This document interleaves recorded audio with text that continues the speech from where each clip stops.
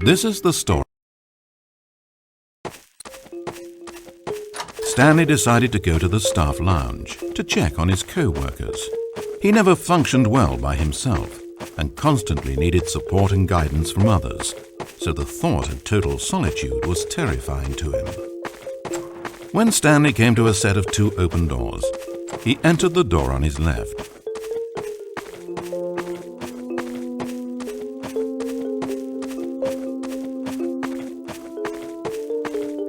As Stanley entered the lounge, he was horrified to find not a single person here. He decided he would walk up to see his boss, hoping that he would find an answer there.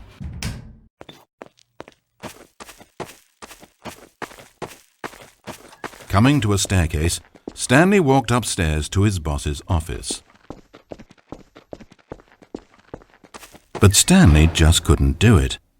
He considered the possibility of facing his boss, of admitting that he had left his post during work hours. He might be fired for that. And in such a competitive economy, was it really worth taking that risk? All because he believed everyone had disappeared? His boss would think he was crazy. And then something occurred to Stanley. Maybe, he thought to himself, maybe I am crazy. Everyone I know simply vanishing out of the blue, there's almost no other explanation for it. And a nagging fear began to creep up in his mind. Questions that had been there all along. He just hadn't put his finger on them yet. For example, why couldn't he see his feet when he looked down? Why did doors close automatically behind him wherever he went? And for that matter, these rooms were starting to look pretty familiar. Was he just walking around in circles? Where am I, he thought. And the more he found himself unable to answer these questions, the more questions continued to arise, until he came to the issue that had been slowly boiling until he could ignore it no longer. Why is there a voice in my head, dictating everything that I'm doing and thinking? Suddenly, every door slammed shut. "No!" Stanley screamed. "I need to get out of here. I need to know that there's something out there. I need to know it's not just all in my head." And he screamed and clutched at his skull as the voice grew harsher and the music in the background rose higher and higher. And then, moments before collapsing to the ground, Stanley clenched his fists and screamed to anyone who might be listening, "I'm not real! I'm not real! Don't believe any of it! None of it's real!" And then everything went black.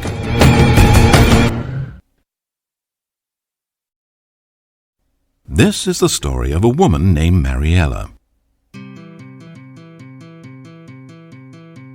Mariella woke up on a day like any other. She got dressed, went to work, clocked in, clocked out, and then she walked home. But her walk on this day was interrupted by the body of a man who had stumbled through town talking and screaming to himself, and then collapsed dead on the sidewalk. Moments after seeing him, she would turn, run to the nearest police station, and call for an ambulance. But for just a few brief seconds, she merely stood there, unable to move. The tragedy was not the death of a single person. It was that she would never know this man's story, never hear in his own words what had happened to him, or what he believed had happened to him. For to know these things would be to exist inside the head of the man himself. So all she could do was observe from a distance and pity him.